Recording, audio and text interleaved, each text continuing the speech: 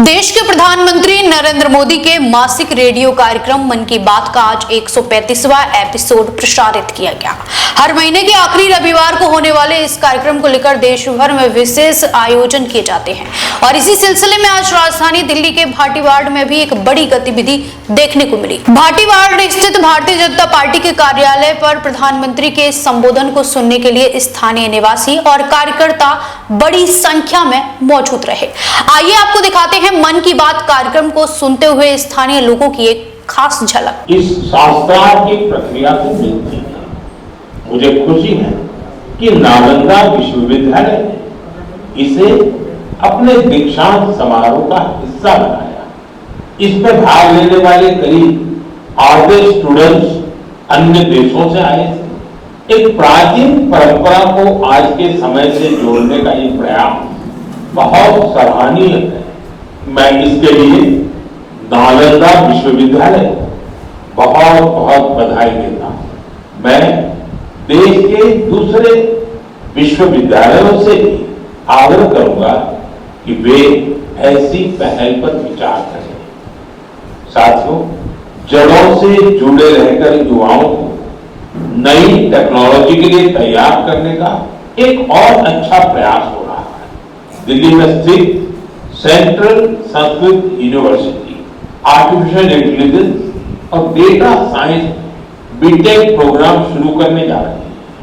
ये आधुनिक टेक्नोलॉजी को भारत के पारंपरिक ज्ञान से जोड़ने की दिशा में एक महत्वपूर्ण कदम है। इससे भारतीय भाषाओं के लिए नए एआई टूल्स तैयार करने में मदद मिलेगी। हमारे प्राचीन ग्रंथों और पांडुलिपियों को डिजिटल रूप में संरक्षित करने के काम को भी नई गति मिलेगी। मैं सेंट्रल संस्कृत यूनिवर्सिटी को इस प्रयास के लिए बहुत बहुत शुभकामनाएं देता हूं। क्यों? आज भारतीय संस्कृति दुनिया के अलग अलग हिस्सों तक पहुंच रही है। हमारे गीत, संगीत और आध्यात्म को दुनिया भर के लोग जान रहे हैं और अपना रहे हैं। भारत से हजारों किलोमीटर दूर कैरिबियन सागर में डोमिनिकन रिपब्लिक नाम का एक देश है। वहां भारतीयों की संख्या करीब 100 है, शायद उससे भी कम होगी। इसके बावजूद भारतीय संस्कृति और अध्यात्म से जुड़ा एक बहुत अच्छा प्रयास वहां हो रहा है। वहां स्पेनिश बोलने वाले कुछ लोगों ने एक टीम बनाई है। इस टीम का नाम है ब्रह्म कमल डोमिनिकाना। टीम के सदस्य मिलकर वैदिक साहित्य का अध्ययन करते हैं। वे वैदिक मंत्रों का उच्चारण भी सीख रहे हैं। उन्हें इसकी कोई फॉर्मल ट्रेनिंग नहीं मिली है, लेकिन उन्होंने ऑडियो रिकॉर्डिंग सुनकर वैदिक मंत्रों का सही उच्चारण सीखा है। आज वे कई मंत्रों का बहुत अच्छे से जाप कर लेते हैं। इनमें पुरुष सूक्तम, श्री सूक्तम, श्री रुद्रम, दुर्गा सूक्तम और देवी महात्म्य शामिल है। भारत से इतनी दूर रहकर हमारी परंपराओं को सीखने का उनका यह प्रयास बहुत प्रेरक है। मैं ब्रह्म कमल डोमिनिकाना वहां के सभी सदस्यों को उनके प्रयासों के लिए शुभकामनाएं देता हूं। मैं ऐसे सभी लोगों की हृदय से सराहना करता हूं जो भारतीय संस्कृति को दुनिया भर में लोकप्रिय बनाने के लिए निरंतर प्रयास कर रहे हैं। मेरे प्यारे देशवासियों, मेघालय की पहचान बादलों से, खूबसूरत नजारों से। जो मेघालय जाता है उसे वहां के लोगों का अपनापन भी लंबे समय तक याद रहता है। लेकिन मेघालय की एक और विशेषता है जिसकी मैं आज मन की बात में आपसे चर्चा करना चाहता हूं। ये है मेघालय के रूट ब्रिज। रास्ता वाला रूट नहीं, चरों वाला रूट। इन रूट ब्रिजों की कहानी बहुत रोचक है। ये ब्रिज कुछ दिनों या कुछ वर्षों में नहीं बनते। इन्हें तैयार होने में कई दशक लगते हैं। रबर के पेड़ों की जड़ों को धीरे धीरे दिशा दी जाती है। इन जड़ों को जल धाराओं के पार ले जाया जाता है। समय के साथ वही जड़ें एक मजबूत ब्रिज का रूप ले लेती है। इन ब्रिजों की एक और विशेषता है, ये जीवित ब्रिज है। समय बीतने के साथ ये और मजबूत हो जाते हैं। इनमें मेघालय के लोगों की सृजनशीलता दिखाई देती है। इनके पीछे वर्षों का धैर्य और प्रकृति के प्रति गहरा सम्मान है। ये ब्रिज बताते हैं कि मनुष्य प्रकृति के साथ मिलकर कितनी अद्भुत चीजें बना सकता है। ये हमारे देश की इस धरती की धरोहर है। अब भारत ने मेघालय के रूट ब्रिजों को UNESCO world heritage site network में शामिल कराने के लिए आवेदन किया है। साथियों, क्लाइमेट चेंज के कारण इन रूट ब्रिजों के सामने कई चुनौतियां भी आती हैं। ऐसे समय में मेघालय के लोगों ने इस प्राकृतिक धरोहर के संरक्षण की जिम्मेदारी भी बखूबी निभाई है। पहले ये पता लगाना भी आसान नहीं था कि ऐसे ब्रिजों की संख्या कितनी है। स्थानीय लोगों ने खुद इनकी गिनती शुरू की। इसके बाद समुदायों ने इन ब्रिजों की देखभाल की जिम्मेदारी भी संभाली। आज स्थानीय लोग 120 से अधिक रूट ब्रिजों की देखरेख कर रहे हैं। कुछ टीमें हर साल इन पुलों की स्थिति की जांच करती है। कुछ लोगों ने आसपास के क्षेत्रों को मजबूत बनाने के लिए नर्सरी भी तैयार की है। इस तरह के इनके संरक्षण के लिए एक पूरा इकोसिस्टम तैयार हो गया है। आपने देखा होगा, इस वर्ष हैली वाजी को पद्म अवार्ड से सम्मानित किया गया है। उन्होंने अपने जीवन के 50 से अधिक वर्ष इन रूट ब्रिजों की देखभाल में लगाए हैं। उनका समर्पण हम सभी के लिए प्रेरणादायक है। साथियों, आपने कभी इन रूट ब्रिजों की यात्रा की हो तो उनकी तस्वीरें सोशल मीडिया पर जरूर साझा कीजिए। आपकी तस्वीरें दूसरे लोगों को भी मेघालय की इस अनोखी धरोहर के बारे में जानने के लिए प्रेरित करेगी। मेरे प्यारे देशवासियों, हम सभी चाहते हैं कि हमारा गांव साफ सुथरा हो, हमारा शहर सुंदर दिखे, लेकिन शायद ही कभी रुककर ये सोचा जाता है कि हमारे आसपास जो कचरा जमा होता है, कौन उसे साफ करता है। ज्यादातर लोग तो यही मानकर चलते हैं कि ये किसी और की जिम्मेदारी है और वो ही सफाई करेगा। लेकिन हमारे बीच कुछ ऐसे भी लोग होते हैं जो अपनी सोच से हमें बहुत प्रेरित करते हैं। मुझे मध्य प्रदेश के राजगढ़ जिले के ब्यावरा की कुछ बहनों के बारे में जानने का अवसर मिला। उन्होंने अपने आसपास फैले प्लास्टिक कचरे को हटाने का संकल्प लिया। ये नहीं सोचा कि कोई आकर बदलाव लाएगा। उन्होंने खुद शहर भर से प्लास्टिक कचरा और खाली बोतलें इकट्ठा करना शुरू किया। धीरे धीरे ये प्रयास आगे बढ़ता गया और फिर उस प्लास्टिक को इको ब्रिक्स में बदला जाने लगा। आज इन्हीं इको ब्रिक्स का उपयोग सार्वजनिक स्थानों को सुंदर बनाने में किया जा रहा है। राजगढ़ में पिछले कुछ महीनों में सैकड़ों किलो प्लास्टिक को रिसाइकल करके उनका बेहतर उपयोग किया गया है। यानी जो प्लास्टिक पहले शहर में प्रदूषण फैलाता था, आज वही इन बहनों के प्रयास से शहर की सुंदरता बढ़ाने में योगदान दे रहा है। मैं ब्यावरा की सभी बहनों और इस अभियान से जुड़े साथियों को बधाई देता हूं। मेरे प्यारे देशवासियों, मुझे कई लोगों ने पत्र लिखकर एक खास विषय पर बात करने का सुझाव भेजा है। ये विषय गणेश उत्सव से जुड़ा है। वैसे तो गणेश उत्सव में अभी काफी समय बाकी है, लेकिन लोगों ने ये आग्रह किया है कि इस विषय पर अभी ही बात होनी चाहिए। दरअसल गणेश जी की मूर्तियां बनाने का काम बहुत पहले शुरू हो जाता है।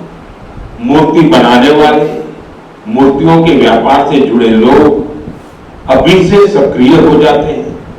इसलिए मेरा आप सभी से एक आग्रह है, आप प्रयास करें कि आपके घर, सोसाइटी या आसपास की जगहों पर गणपति बप्पा की जो मूर्ति स्थापित हो वो हमारे देश की मिट्टी से बनी हो, वो हमारे अपने कुम्हारों और स्थानीय कलाकारों के हाथों तैयार हुई हो। जो लोग गणेश जी की मूर्तियां बनाते हैं उनसे भी मेरा आग्रह है कि वे मिट्टी की मूर्तियों को प्राथमिकता दें, और जो लोग मूर्तियां खरीदते हैं वे भी यह जरूर देखें कि गणपति बप्पा की मूर्ति किससे बनी है और किस देश में तैयार हुई है। प्लास्टर ऑफ पेरिस से बनी मूर्तियां बिल्कुल न खरीदें। साथियों, मिट्टी की मूर्तियां पूजा के बाद सहज रूप से पानी में विलीन हो जाती हैं। इससे हमारी नदियां, तालाबों और पर्यावरण की रक्षा होती है, हमारी आस्था भी बनी रहती है और प्रकृति के प्रति हमारा दायित्व भी पूरा होता है। जब हम स्थानीय कारीगरों से मूर्ति खरीदते हैं, हम वोकल फॉर लोकल के संकल्प को मजबूत करते हैं। मुझे विश्वास है इस बार गणेश उत्सव में और ऐसे हर उत्सव में हम ऐसी सारी बातों पर जरूर गंभीरता से सोचेंगे और देश हित में कदम भी उठाएंगे। क्यों? हमारे देश की सबसे बड़ी शक्ति हमारे देश के लोग हैं। देश के अलग अलग हिस्सों में हो रहे छोटे बड़े प्रयास हमें बहुत कुछ सिखाते हैं। ये प्रयास बताते हैं कि जब मन में संकल्प हो और समाज का साथ मिले तो कोई भी बड़ा बदलाव लाया जा सकता है। आप अपने आसपास हो रहे ऐसे प्रयासों के बारे में मुझे जरूर लिखते रहिए। अपने विचार और अपने सुझाव भेजते रहिए। हो सकता है आपके आसपास की कोई छोटी सी पहल पूरे देश के लिए प्रेरणा बन जाए। अगले महीने हम फिर मिलेंगे, देशवासियों के कुछ नए प्रयासों की चर्चा करेंगे। तब तक आप अपना और अपने परिवार का ध्यान रखिए। और हाँ, जल संचय तो करना ही करना है। बारिश के पानी की एक एक बूंद को हमें बचाना है। कैच द रेन, ये अभियान जरा भी ढीला नहीं होने देना है। तो मेरा खास आग्रह है, वर्षा का बूंद बूंद पानी हम मिलकर के बचाएं। बहुत बहुत धन्यवाद। नमस्कार।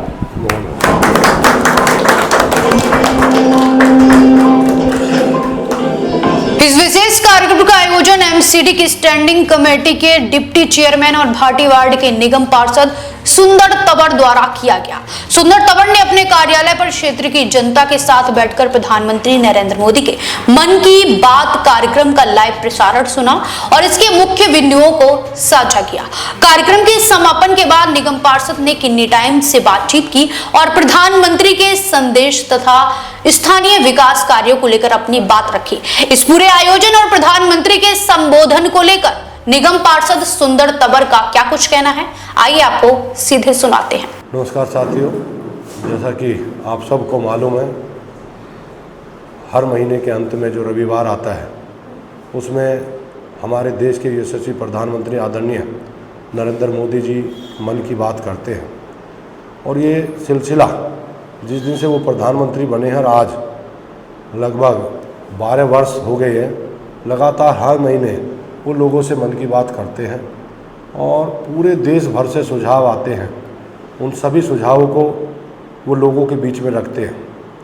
जैसा आज मैंने जब मन की बात उनकी सुनी तो उन्होंने पिछले एपिसोड में एक निवेदन किया था, जब देश को संबोधित किया था कि आप सोना कम खरीदें, आप एक ही गाड़ी में 4-4 लोग जॉब पे जाएं।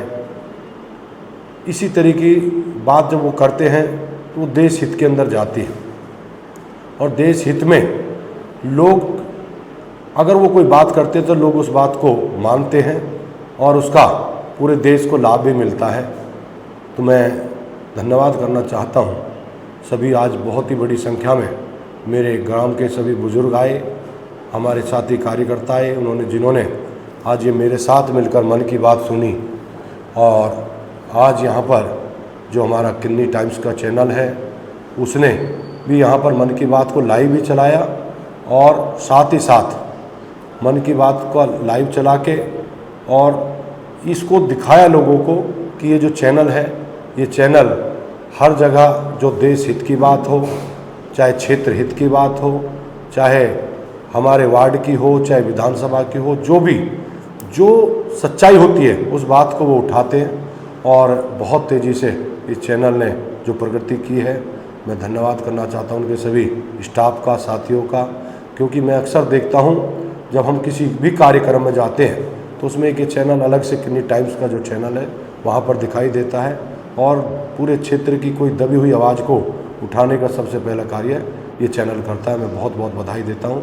मैं आप सब के माध्यम से एक और आप सबको इस चैनल के माध्यम से सूचना देना चाहता हूँ कि मेरे भाटी वार्ड के अंदर हमारे देश के माननीय यशस्वी गृह मंत्री आदरणीय अमित शाह भाई जी 7 जुलाई को संजय कॉलोनी भाटी माइंस के स्कूल में आ रहे हैं। वहाँ एक बहुत बड़ा कार्यक्रम वृक्षारोपण का वो करने जा रहे हैं, जिसमें एक वो सभा भी करेंगे और सभी देशवासियों को संबोधित भी करेंगे, और संजय कॉलोनी वासियों के लिए वो एक अच्छी सौगात भी वो दे के जाएंगे। तो मैं सभी क्षेत्रवासियों से ये कहना चाहता हूँ कि आप लोग ज़्यादा से ज़्यादा संख्या में वहाँ पर पहुँचकर वहाँ पर माननीय गृह मंत्री की बात ज़रूर सुने, क्योंकि हमारे देश के बहुत बड़े लीडर अगर हमारे विधानसभा छतरपुर के अंदर और ख़ास मेरे भाटी वार्ड के अंदर आ रहे हैं तो ये सब हम सब के लिए ये गर्व की बात है। ऐसे देश के गृह मंत्री जिन्होंने धारा 370 हटाने का कार्य किया हो, या देश के अंदर जो 500 वर्षों से एक झगड़ा बना हुआ था राम मंदिर को लेके, उस राम मंदिर को बनाने में उनकी बहुत अहम भूमिका रही हो, हमारे प्रधानमंत्री जी की, गृह मंत्री जी की। तो ऐसे बड़े बड़े कार्य करने वाले ऐसे हमारे देश के गृह मंत्री मेरे भाटी वार्ड के अंदर आ रहे हैं। तो मैं आप सबसे निवेदन करता हूं कि आप ज़्यादा से ज़्यादा संख्या में Sanjay colony Bhati mines school के अंदर पहुंचे। बहुत बहुत धन्यवाद। देश विदेश की तमाम बड़ी खबरों के लिए देखते रहें किन्नी टाइम्स। वीडियो को लाइक करें, चैनल को सब्सक्राइब करना ना भूलें।